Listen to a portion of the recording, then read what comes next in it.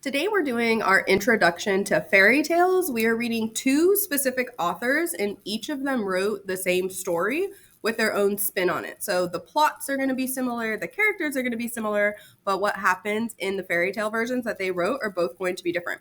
So up on page 1, stories to be read are Little Red Riding Hood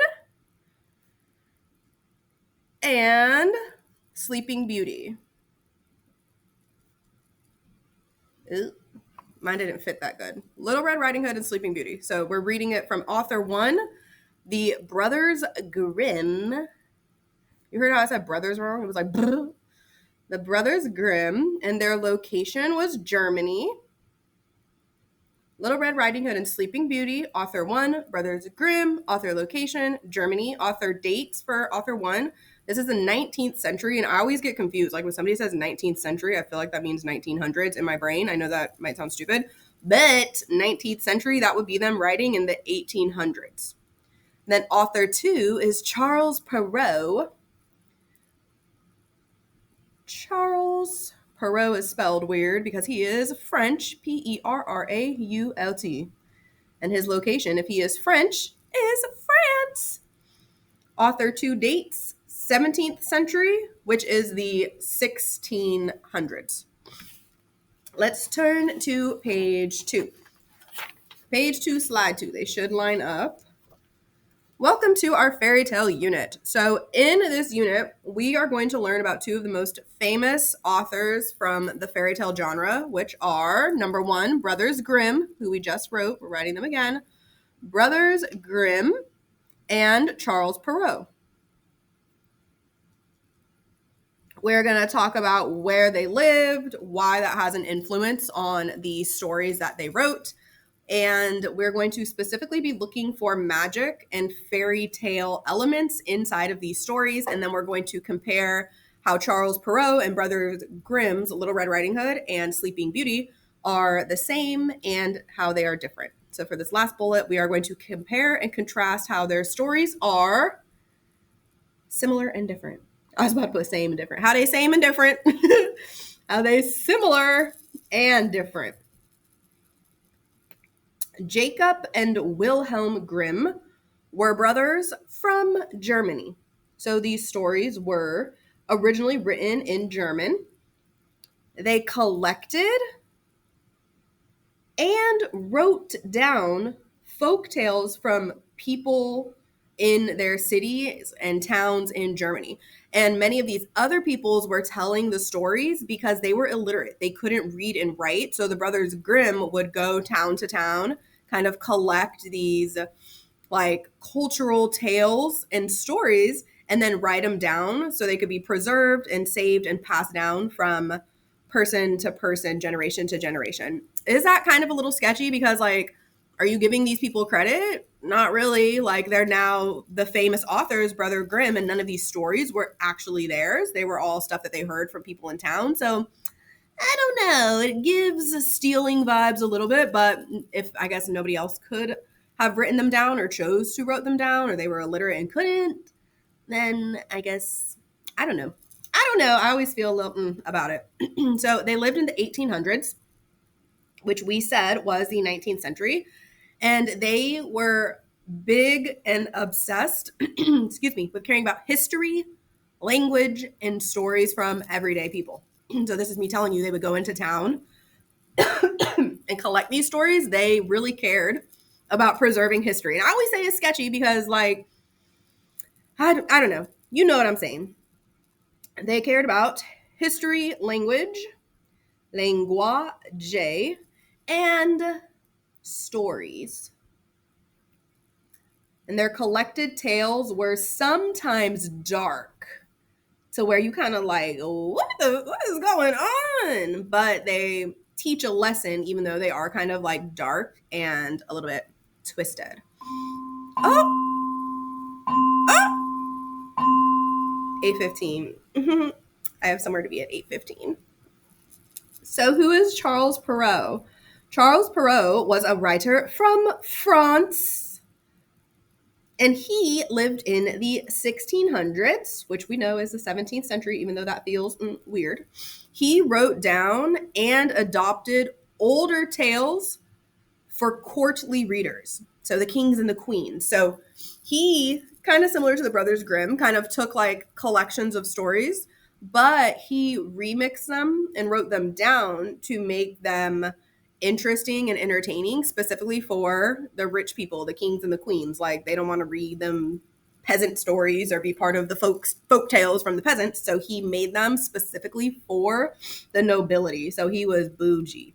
For the courtly, the people who lived in the castle, aka the kings and queens, but then also all the other noble people that lived in castles.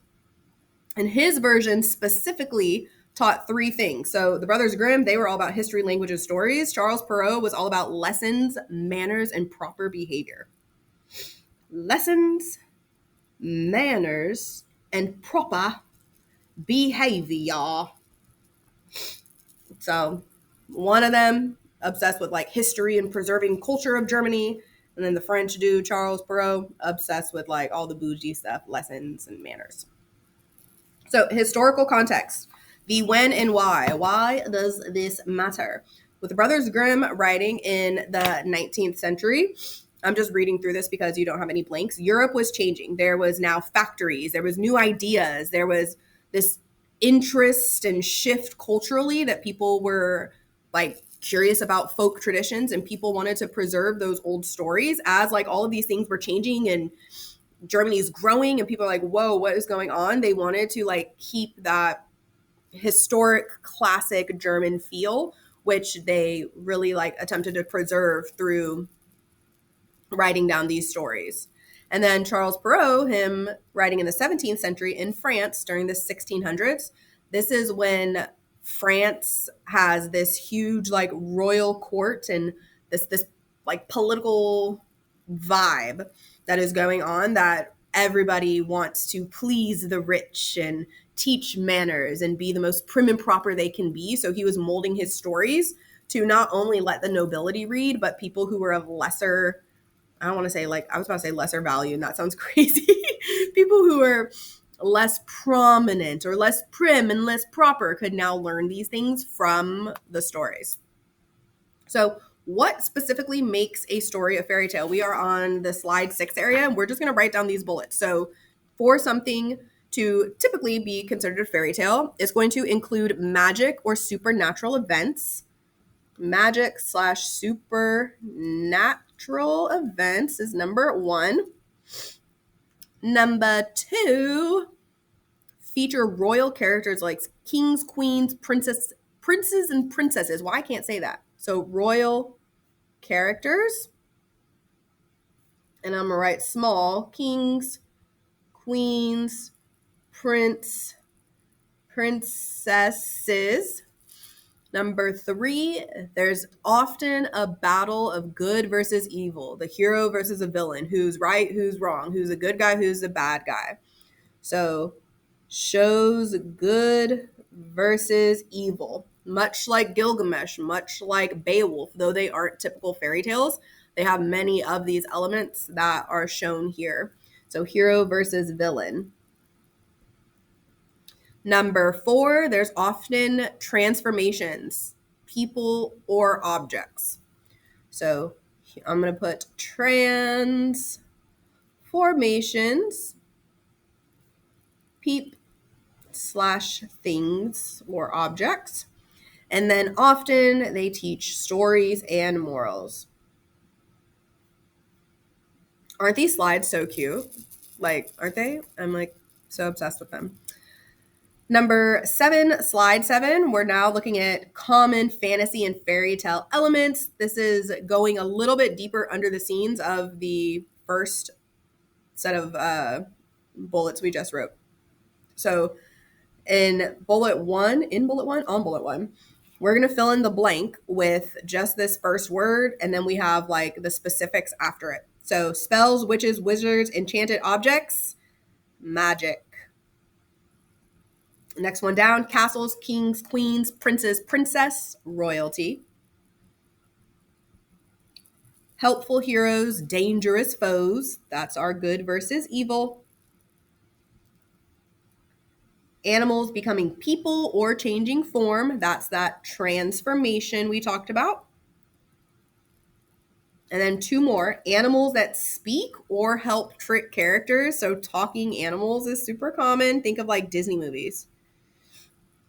We always see talking animals in Disney movies. Magical gifts, fairies, and talking tools. So helpful objects or like secret gifts. I'm going to put helpful objects. And we are on the last page. I am only 5 minutes late to where I need to be. Slide number 8. We are going to read 4 fairy tales. I told you this. Little Red Riding Hood by Brothers Grimm. Sleeping Beauty by Brothers Grimm. Little Red Riding Hood by Charles Perrault. And Sleeping Beauty by Charles Perrault. And Brothers Grimm and Charles Perrault write the same stories, but they have different intention because Grimm is trying to preserve that culture and the storytelling. And then Charles Perrault is trying to teach manners to the French nobility and people of France. So are these stories the same? I'm going to let you pause and read this because I have yapped about this like 2 times already and it's extra. Pause and read if you're a good student. Slide number 13, the things we're going to be looking for specifically, like when we annotate, when we're doing our quizzing, test, projects, whatever. These are specifically the themes. I'm going to put a star next to themes. We're on slide 13. Themes to focus on when we are comparing and contrasting these stories, looking at how they are similar and different, are those good versus evil. So who the good guys and bad guys are in each story. We're going to be looking at the courage and bravery. So how these characters handle the tricky situations they're put in. Kindness and helping others. These are all common things in fairy tales and specifically what we're going to be looking at. Justice and consequences. Big on that one. Are people getting punished? Consequences for their actions. Transformation and change during the story. Can you hear my bells jingling? Cleverness and problem solving. So if they are tricky or if the problems are solved in a very basic manner. Clever/problem solving. 7, role of authority and rules. Roles of authority and rules. Be expecting for our quote finder to see all of these 7 things again and you being able to go and find quotes that support each of these items. And then last but not least, morals and lessons. Do we have one more page? Oh, that's the last page. Tomorrow we are reading Little Red Riding Hood by Brothers Grimm. So they are our German authors. And these fairy tales are so fun. We'll be done with this by final exam time. So last packet of the semester. Yay!